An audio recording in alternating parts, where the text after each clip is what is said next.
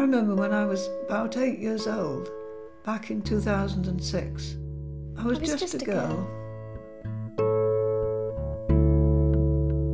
I remember when I was about 11 years old back in 2006.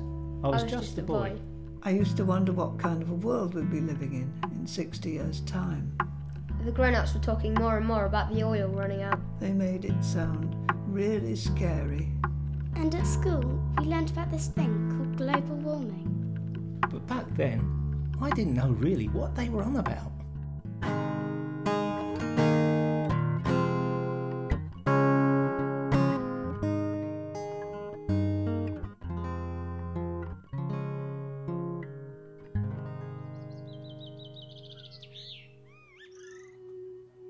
I just heard the word transition and immediately a light bulb went off in my head. The power of the transition movement is already in its name. The great thing about the transition movement is it's so positive, it's doing positive things. It's a grassroots thing. It's something that you and I can get involved with. It's very much focused on your own place and ground and where you are, and this is where you need to take care of and build relationships and sort the world out from. It's about not waiting for anybody else to fix things for us, it's about getting on with things ourselves. And it is actually addressing the issues that are going to increasingly come to dominate our world, which is namely energy and resource depletion and global warming.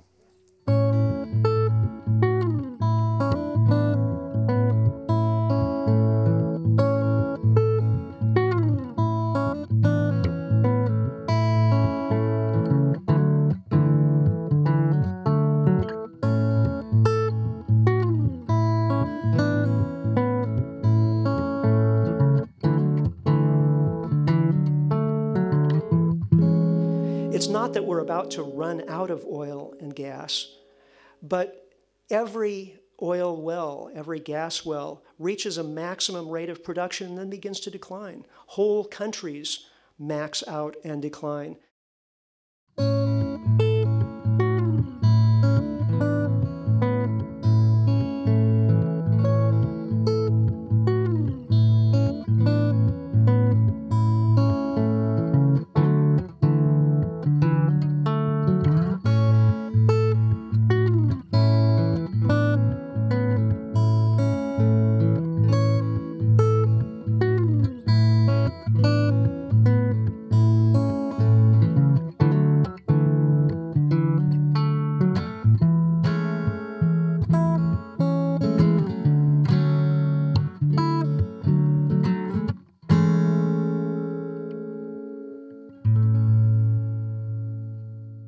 You know, fossil fuels have been an enormous economic boon, but they've created all sorts of problems, including climate change, dependence on foreign sources, oil wars, pollution of water and from fertilizer runoff and petrochemicals, acid rain killing forests, on and on and on. If we can do this one thing, if we can reduce our consumption of fossil fuels and phase them out, we can solve all of those problems at the same time.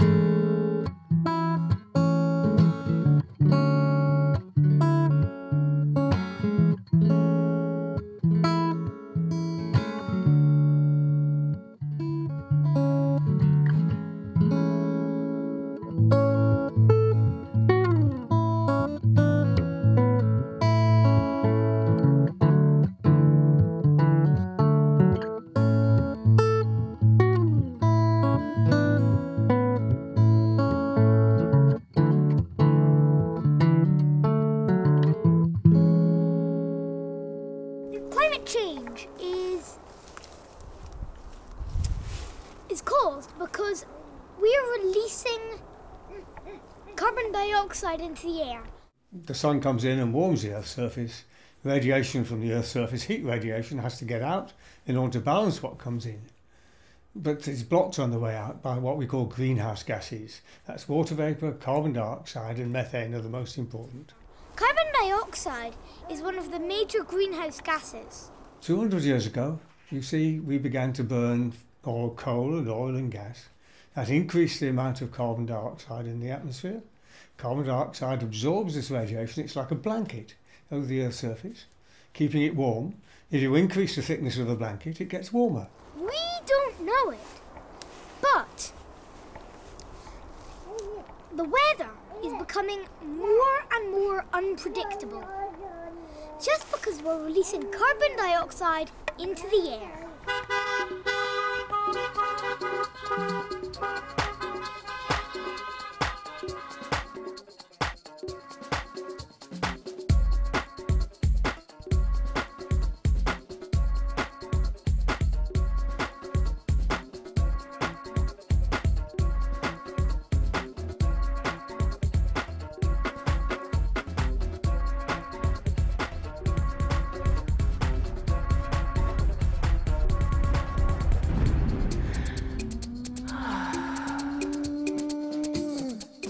Peak oil and climate change aren't separate issues, they're the same issue. They're built around our addiction to fossil fuels. If we can kick the habit and get off fossil fuels, we can solve both the problems.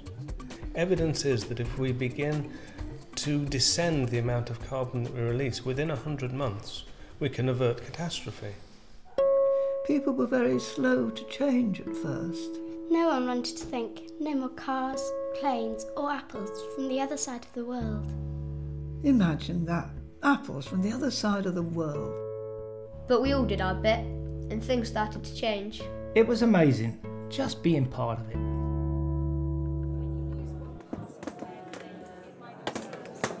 It started when I was working in Kinsale in Ireland at the Further Education College there, and we started looking around for, there must be places who are using permaculture principles and sustainability thinking and systems thinking to work out how cities and towns and communities are going to get through peak oil successfully.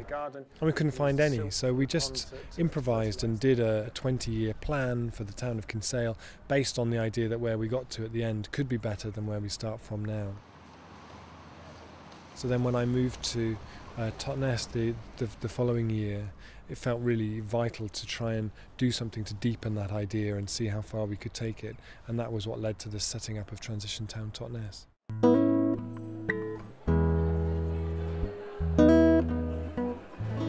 Welcome, Rob.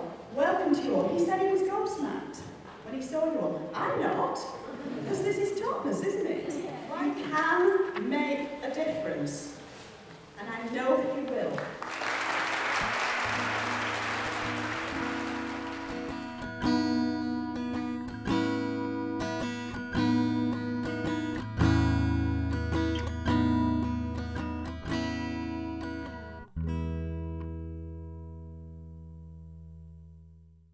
It's called the transition movement. It's about transitioning out of your current lifestyle to help the local economy and protecting the environment along the way. CBS 4's Molly Hughes looks at this growing trend. You may be making small steps into transition and not even know it. It can begin with simple changes like switching to energy-efficient light bulbs, recycling more, turning down the thermostat a few degrees, composting, eliminating plastic, using reusable grocery bags, and taking the bus when possible. The transition movement has a place for everyone. So far in New Zealand, just a handful of towns are taking the idea seriously. We went to one, Raglan in the Waikato. Here's Mihinarangi Forbes. Welcome to Soulscape, motel accommodation in Raglan. What makes it different is the way it's powered. This section is off the grid, and we've installed solar hot water systems and stuff. There's a stream on our back boundary. We gravity feed it to just down there, and then we do have to pump it up here for our water supply. Phil McCabe is changing his whole business into one that doesn't rely entirely on oil. We don't need to draw from anywhere else to be where we are. life with dramatically lower energy consumption is inevitable. At a public meeting a year ago, McCabe put forward the idea that Raglan should minimise its oil dependency. It fuelled genuine change. So when will the price of oil get too high for you? And when it does, how will you fill your car, warm your house or put food on your table? Here in Raglan, they're not waiting to find out. They're coming up with their own ideas for renewable energies. This is one of New Zealand's transition towns.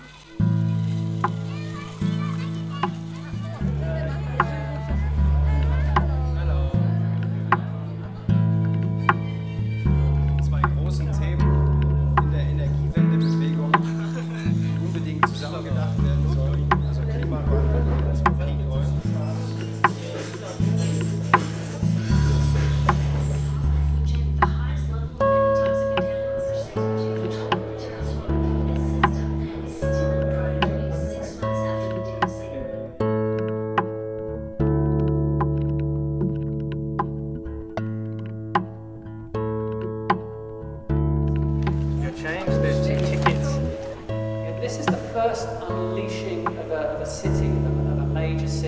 Yeah, it was fantastic. We, 1st of October, we had 400 odd people arrive in the biggest hall we could find in Norwich.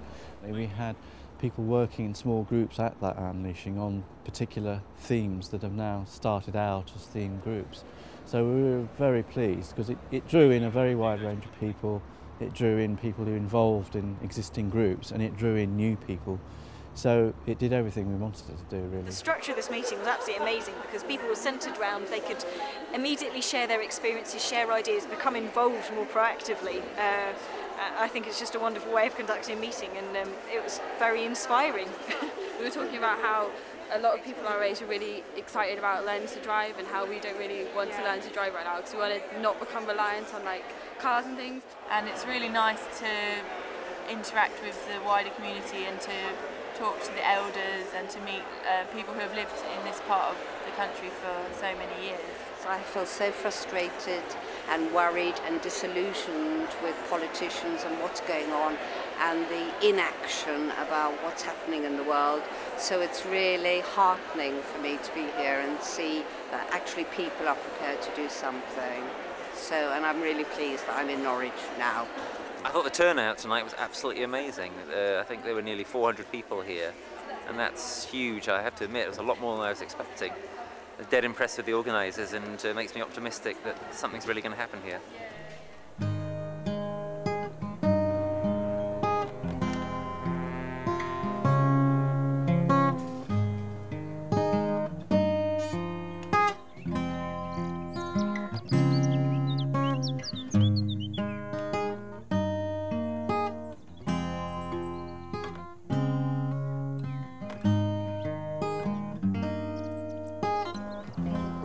Part of a transition group called the Northside Transition Toon. And the Northside Transition Toon has started a community hub.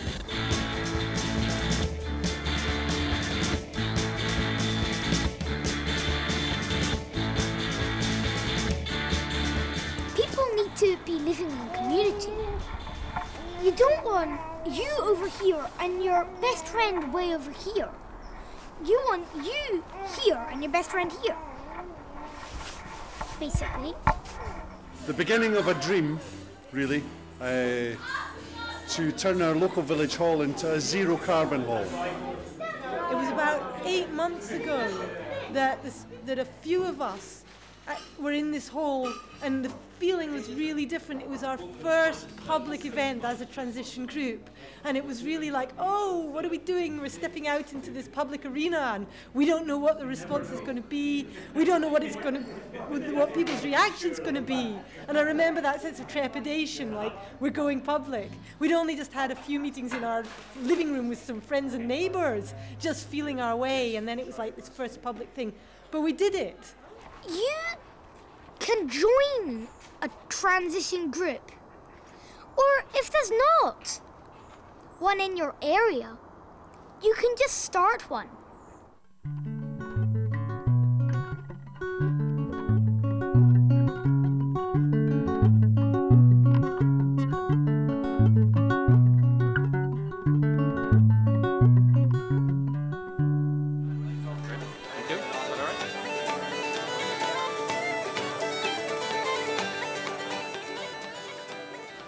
doing a 50-mile meal award. This was launched last year as an initiative to promote local food production. So it's around raising awareness of why it is important to source food locally. We have a local shrimp cocktail, which is shrimp from the harbour here in Kinsale. The Mary Rose is made with eggs from Upton. Basically the limes are from abroad, obviously. Over here then we have a smoked eel salad with beetroot, which is locally grown, and watercress. I mean, it's ridiculous that you can buy garlic in Ireland, but the majority of it would come from China, which I think is, we should become more self-sufficient. The carrots and the chopped potatoes are inside the chowder. They're grown actually in our proprietor's garden, which is only 2 miles up the road, and he has an acre site where we grow a lot of our veg for the White House. And there was a smoked eel, beetroot and watercress salad in there. Sighs of remembrance. So this is all the work of Pierce O'Sullivan at Toddy's.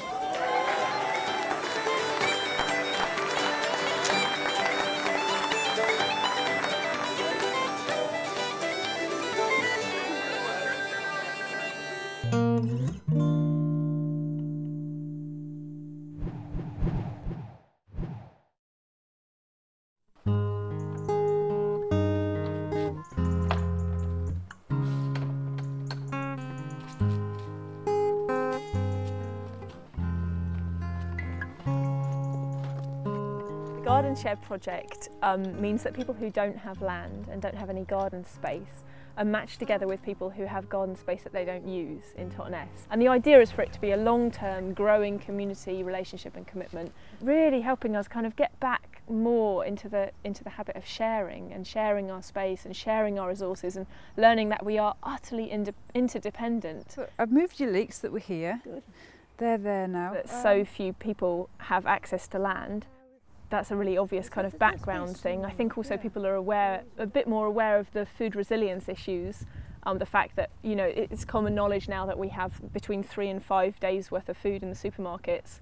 I think also food prices have been going up, so people are really interested in growing their own food, and they can really easily grow their own salads. There's no packaging, there's no food miles. I think, you know, people have started thinking more about those kind of issues and eating in season and things. And then there's been this massive kind of media uptake of the project, and the BBC wanting to come and film it, and Hugh Fearnley-Whittingstall. For over a year now, Transition Town's Totnes has been busy matchmaking gardeners and land, and now have around 20 successful pairings. And if this was extrapolated to a national level, I mean, there are hundreds of thousands, if not millions, of acres of land out there. Yes. I mean, there's plenty to go round, yes. Really. It seems a very small beginning, but it will grow. Yeah. And the impact of it and the importance of it, I don't think, can be exaggerated. It has been amazing to have so much media attention on it, because the idea has spread far and wide, and I must have been contacted by about 20 to 30 different projects from around the country. I've also been talking to various groups and land experts about how we can get more and more people all across the country doing exactly the same thing. And now, inspired by the Totnes story, we've come up with the idea of a national network, Landshare. When I first started it, I thought, well, you know, maybe it will be a success if there's 3 gardeners, you know. And actually looking at it now, there's over 50 families involved. A lot of it is about people wanting those links with the land again, and wanting to kind of learn and be part of that fantastic tradition that is propagating and seed saving and having their hands in the soil, and really kind of, you know, learning what it is that makes us live, that makes us thrive. And it's particularly people who are living in flats who don't have any access to green space. It's absolutely lovely to be able to know that there's a little patch of land where you could just go and sit and be surrounded by your flowers and vegetables and watching the butterflies go by.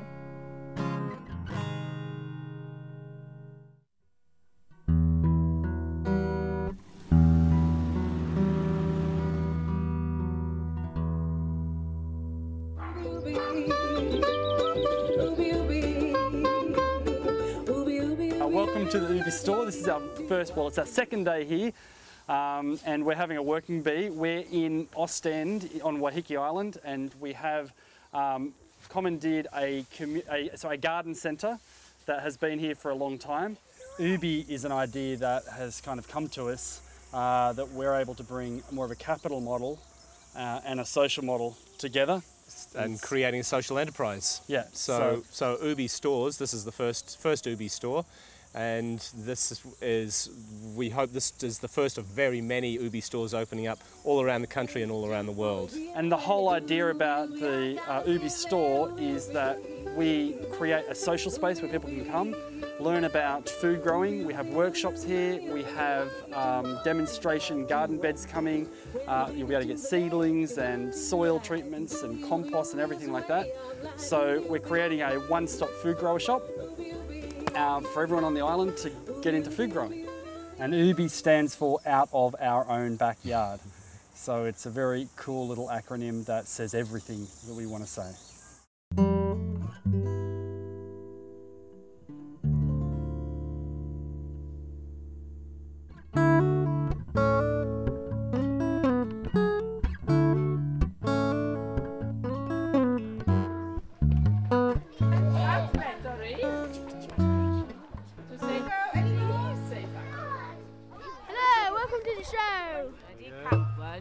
We're planting apple trees, which has a long history in this area. You'll struggle to find a local apple, that's for sure. I know the local deli sells them sometimes. Somebody brings in a basket of apples and they go just like that because people want them. 100 years ago there were over 100 orchards in the area around Llandilo, and now there's probably about 7, so we've got a lot of catching up to do. The gardens here will now become a part of the curriculum and the outdoor learning environment, teaching the children about sustainability, about their future, and about the community and about involvement of everybody. It's about getting involved in my community. It's about kind of putting my fear into something more positive. It's a way in, it's below the radar, it's not political, it's really practical project, it's not a talking shop, it's about getting people to do it. Transition has been really good because it's taking that fear and the need to withdraw and take care of your nearest and dearest and looking at your local community and thinking actually without them we wouldn't survive anyway, so let's get in there and do something with them, and you know, if we all pull together then something really useful might happen and there might be a future that's worth living for our children. Before the transition, people were just trying to make ends meet, not change the world. But we had to do something. People came up with all kinds of ways to make small changes. Everyone had a part to play, something to give, something to contribute. We didn't know if it would make a difference, but it didn't stop us trying.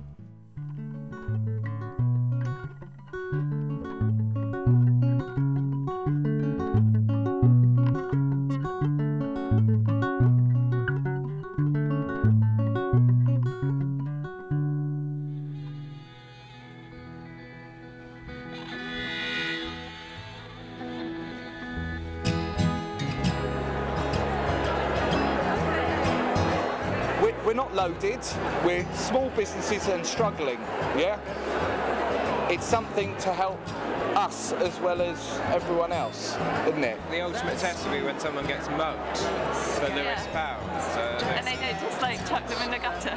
Can't wait to try and pay for my parking tickets with the Lewis pound. 3, 2, 1.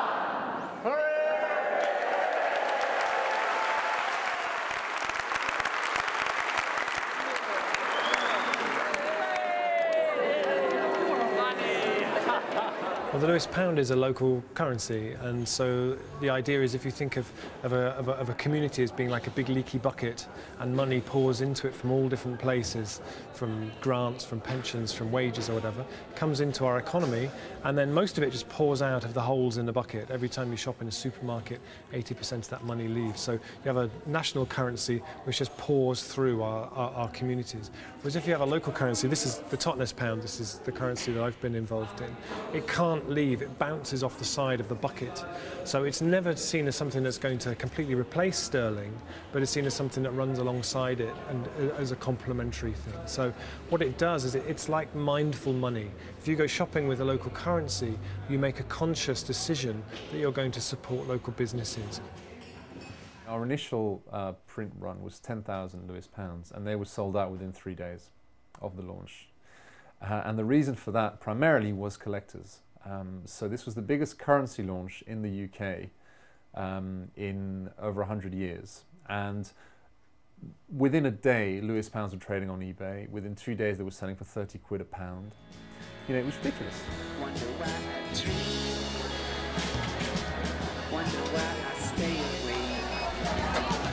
Because it's not officially money.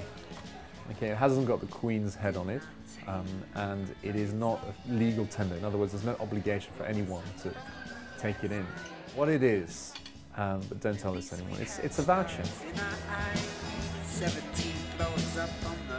The idea behind the Lewis pound is to strengthen the local economy and raise awareness about the importance of local trade and local supply. It helps support our local traders. It keeps them in business when everyone's going to Tesco's. The second thing is to reduce our carbon footprints because local suppliers tend to be sourced more locally, none of the flying around in jets all across the world. We have this silly situation where we end up buying beans from Kenya when we're perfectly able to grow beans here. There's an imbalance in trade between the global markets and the local markets, and we focus far too much on the global markets, which we need for a lot of things. You know, we need them for healthcare, we need them for technology, we need them for industrial manufacture, all of those things. But we don't need them for a lot of other things. And if we just find the right balance between what can be done locally and what needs to be done globally, then I think we've got the basis for a local and global economy that can work together for the benefit of the planet and its people.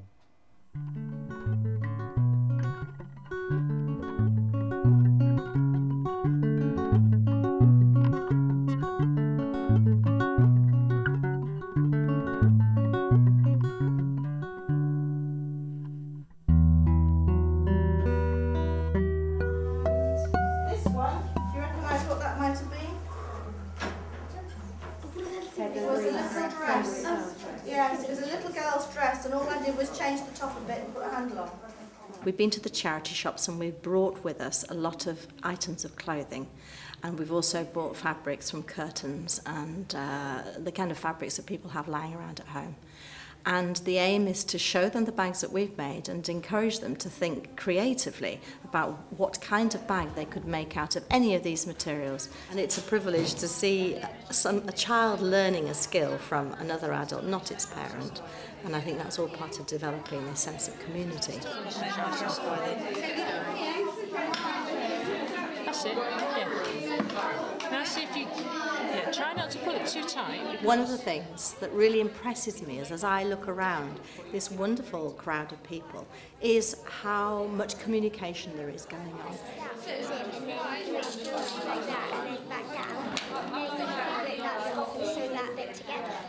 Now I know that obviously making a few bags is not going to significantly change the carbon footprint of Newent. However, for me, there's something about refining some of the connections that perhaps we used to have in our more local communities. So all ages meeting together, and here we have that. And all ages communicating and responding to each other in ways that often in our very busy lives we don't have time to do. The central part of transition is recreating some of these connections. I think that builds a kind of emotional resilience, which as things change, and we know things are going to change in terms of the materials that we have available, in terms of transport, in terms of oil availability, these stresses and changes that are going to happen, we need to be resourceful in meeting them. And the great strength that we have is our relationships and our communities. And I think this bag workshop again shows how people can come together and be creative. And also, of course, get a tremendous amount of pleasure out of it. There's a lot of laughter as well.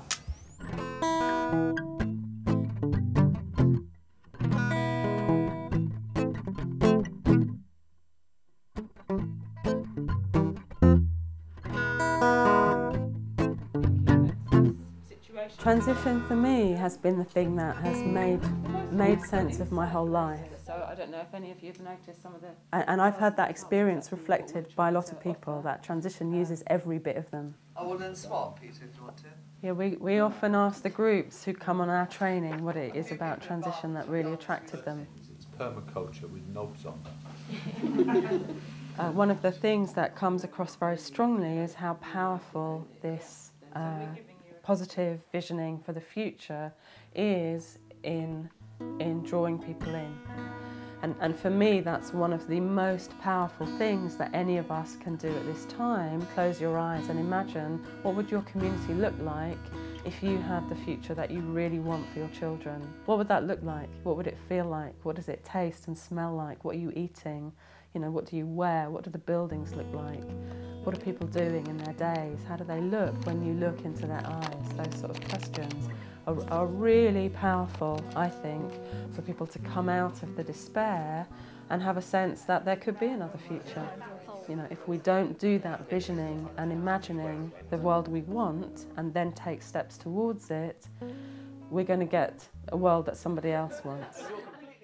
So at a personal level, for most people, as they wake up or, you know, come into a realisation that the world's not going to carry on as it is today, you know, initially it's often a very isolated place to be. Yeah, and it's so hard to like, I'm the crazy person in the room, and I think... And it's stressful and often painful, and, you know, one of the really important things is to keep connecting with people who see that the change is coming, because it helps support that in you. So that's one of the things that I think transition really provides, is a place for people who see that things are changing to connect with others who want to do something about it, and whose choice on waking up is action, you know, is to find ways of taking action, because just to take action itself brings about a transformation. You know, and it shifts that belief that I think is very pervasive in our world, that there's nothing that I can do as an individual. But actually, if we don't do it as individuals, you know, and even better as individuals who come together as groups, nothing's going to happen.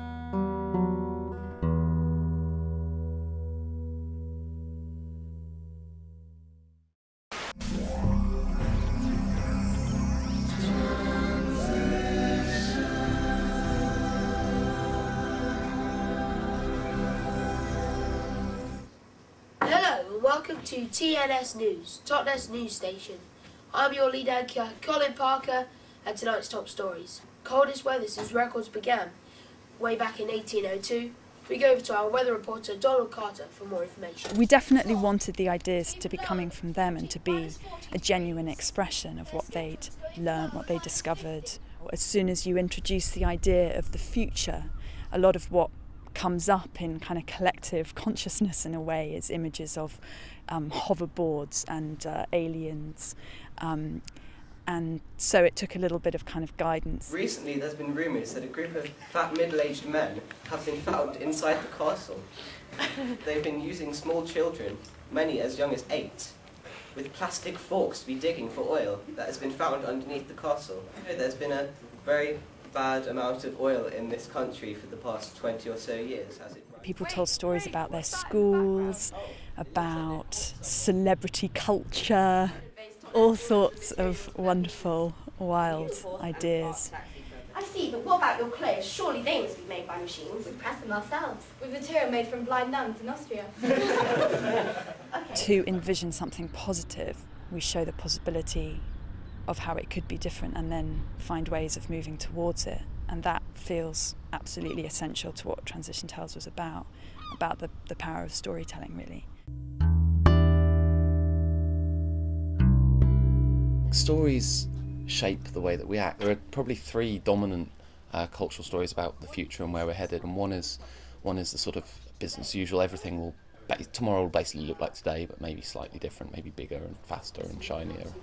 And the second is apocalypse. You know, we're all doomed, we're all going to hell, and there are many manifestations of that throughout the media, of course. And the third is probably this sort of idea that technology will solve all our problems, and maybe ultimately end up with Star Trek or something, like exploring the universe. And so what we're trying to do is build a fourth vision, a transition vision, which is about a more localised, resilient future in which we avoid the worst of peak oil and climate change, the worst consequences of those, and move into a future where we have lots of people living lower energy lives, but much more satisfying lives, much more fulfilling lives.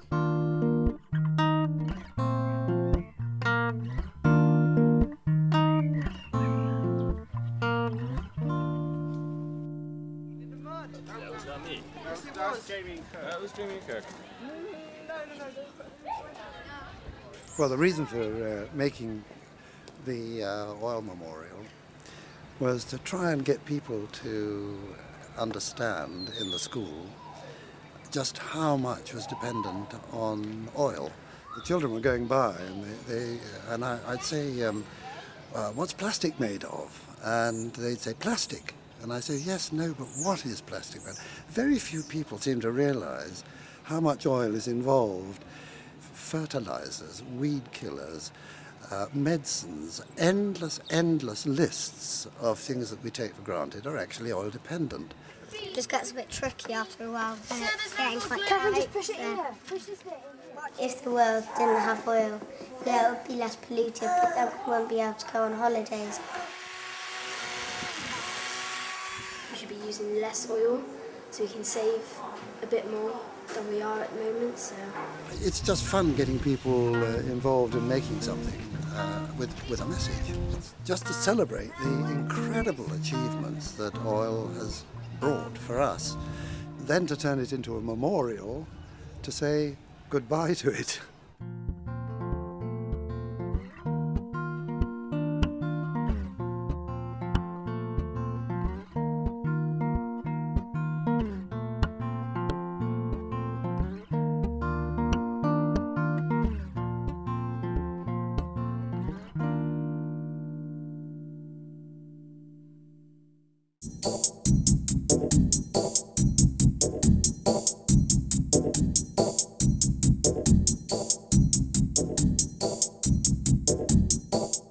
We're starting a process today which is very exciting, because in a year's time we're working up to having a big trash catchers carnival in Tooting.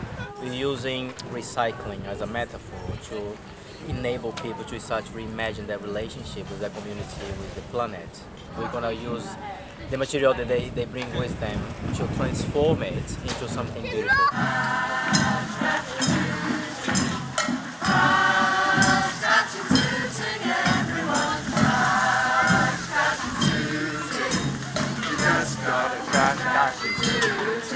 What you're seeing here and seeing now, people who never really thought about the environment, people who not really looked at their own faith and all the faiths in Tooting, look at the scriptures and the teachings of the various prophets. They all talk about loving the earth, about respecting the earth, respecting the environment, and the walk was all about that. And so I suspect that the transition down in Tooting, TTT, will be different from a transition down in Bristol, or even in East London, or even in West London, or even in parts of Wandsworth. And that uniqueness will give it its strength, because you can't impose upon Tooting a transition town model from another part of the country, and that's why it takes time, and that's why you've got to have patience.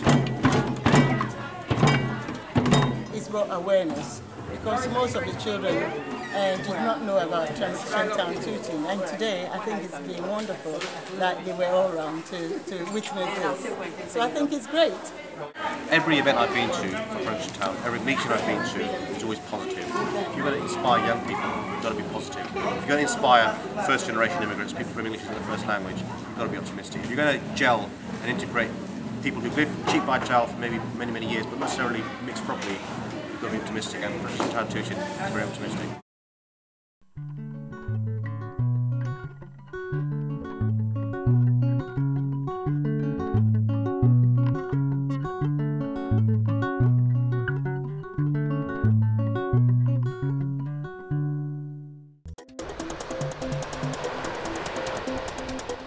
I've been involved with Transition Penwith down here in West Cornwall for the last 2 or 3 years. We operate a fleet of electric cars and vans which we've been using in different projects. Cornwall's a big tourist destination, so hopefully get people to arrive by more sustainable means, namely the train, and then use an electric vehicle while they're here for part of their transport for their daily excursions. Electric cars are very efficient because for the energy you put into them, most of that energy gets translated into movement. In a normal car, like a petrol car or a diesel car, you lose a lot of the energy as sound, as heat.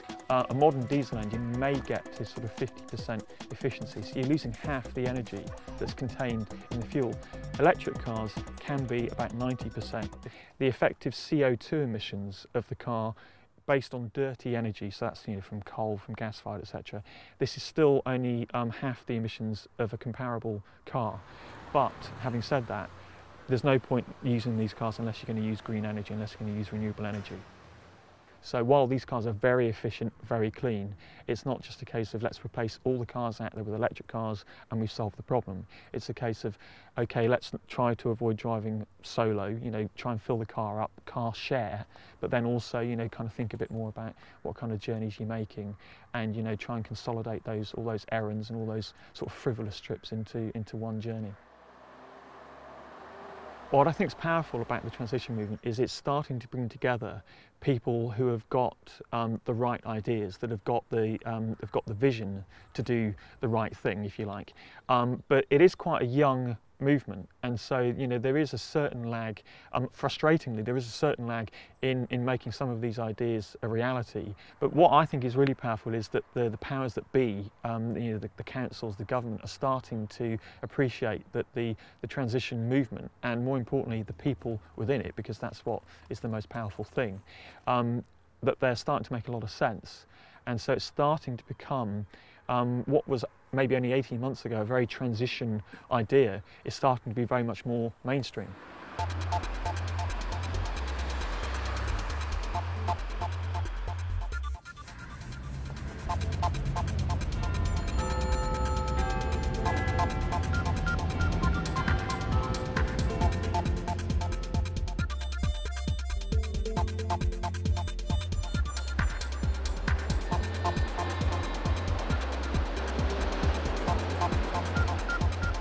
I'm hoping that Rob will inspire the representatives who have come today to hear him speak to take up the mantle of Transition Towns as a project which all our market towns can adopt in unison with each other.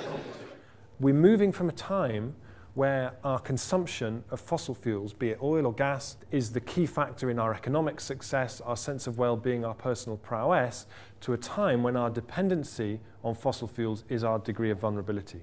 That's the key message, I think, for today.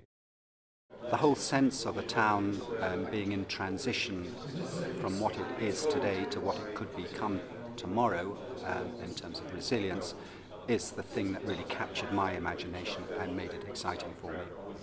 This idea of resilience is really important. So resilience is the ability of a community or an individual or a settlement or a nation to withstand a shock from the outside. How do we design into our towns and settlements and cities the ability to adapt and change quickly and to become much more responsive to what's happening around them? This is the town of... What we've really developed so far is the transition bit, which is the grassroots model, the bottom-up model. So it's fascinating to start really exploring what it looks like when a local authority starts to come the other way. And then really you start to move to what actually local democracy was always intended to be about, where the community is driving things, making decisions, having a vision, driving things forward, and the local authority's role is to facilitate and enable that. Actually, there is the potential in this to create something really quite extraordinary. And there is potential within addressing these issues for an economic, social and cultural renaissance, the likes of which we have never seen. There's something about the transition idea which is really sticky, and it sticks itself onto all kinds of different things. And you see that all over the place, just people get it and they go, oh, I see, oh, okay. This is a process which acts as a catalyst. This isn't a process that comes along with all the answers in a little box and opens up the box and just gets them all out. This is a process that you start and you catalyse and you have no idea where it's going to go or what's going to come out of it. What does a local authority look like whose development plan for the next 20 years is based on the end of the age of cheap oil, on cutting carbon by 9% a year like we actually are going to need to? What does that look like? It's an enormous question, but what's really exciting is today, I think we've sowed the seeds of people starting to ask those questions. A council can sort of endorse something and then it goes from being alternative and hippie and slightly subversive to actually becoming mainstream, and I think that's our role, is to sort of say, This isn't weird stuff, this is something which makes sense. And actually, if you can change your quality of life and reduce the amount of time you spend travelling and all those things, I think there are so many other benefits, and this needs to be mainstream. I think what we've decided is, first of all, some policies to embed transition towns into everything that we do, so it's double underlining the idea of transition towns in every action. North Norfolk should not be either flat, flooded or forgotten. And I think today we've put it back on the map, and we're going to make sure that it isn't any of those three. I think the work that local authorities are doing, the work of the Transition Towns movement, all that work is incredibly important. It's incredibly important in itself because it makes people in local areas change the way they live, change their area for the better. But it is also important because it signs people up and gets them involved in a bigger idea.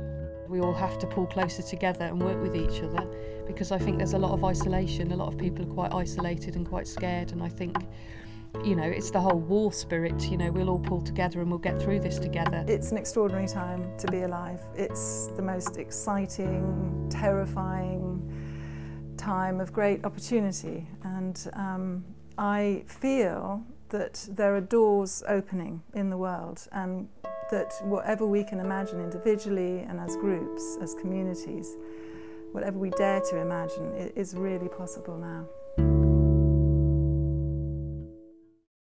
And now it's 2066. I feel really proud to have been part of that. We turned it around when most people thought we didn't have a chance. Lots of small changes, all coming together, all over the world. That changed everything.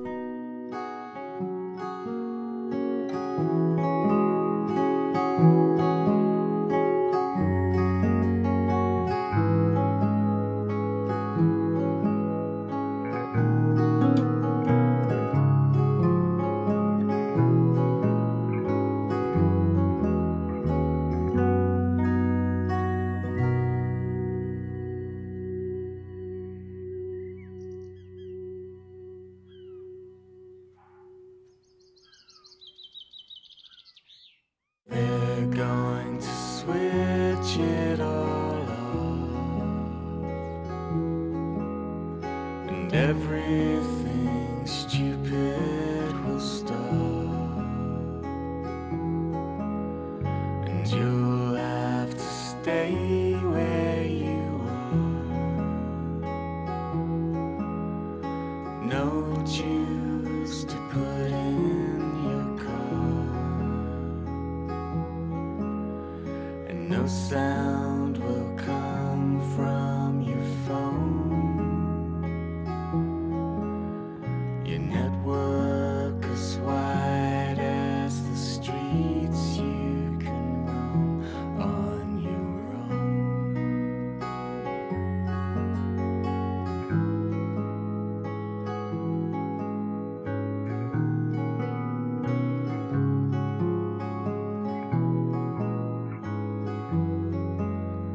And you'll have to grow your own food. Plant up some seeds when your last tins are through, and you'll